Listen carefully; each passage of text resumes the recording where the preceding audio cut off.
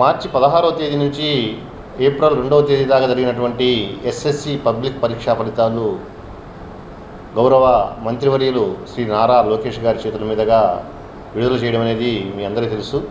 అయితే జిల్లాలో గత విద్యా సంవత్సరం కన్నా మెరుగైనటువంటి ఫలితాలు సాధించడం జరిగింది. గత విద్యా సంవత్సరంలో 83% పాస్ అయితే ఈ సంవత్సరం 87.37% పాస్ అవ్వడం అనేది నిజంగా గర్వకారణము. అంతేకాకుండా జిల్లాలో 500 కన్నా ఎక్కువ మార్కులు సాధించినటువంటి విద్యార్థులు 10,000 మంది పైకన్నా ఎక్కువ మంది ఉన్నారనేది చెప్పడానికి నిజంగా చాలా గర్వకారణంగా ఉంది.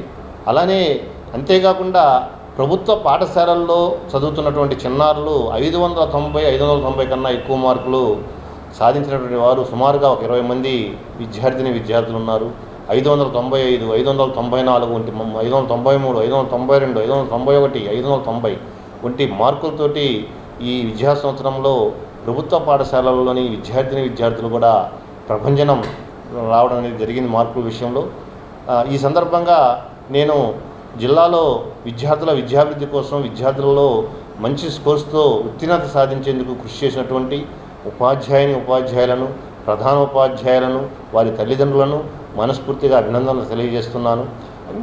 అంతేకాకుండా 100 డేస్ యాక్షన్ ప్లాన్ ఇంప్లిమెంటేషన్ కోసము చక్కగా మానిటరింగ్ చేసినటువంటి వివిధ శాఖల అధికారులు, ముఖ్యంగా మండల విద్యాశాఖ అధికారులు, ఉప విద్యాశాఖ అధికారులు అందరినీ కూడా జిల్లా విద్యాశాఖ పక్షాన అభినందనలు తెలియజేస్తున్నా.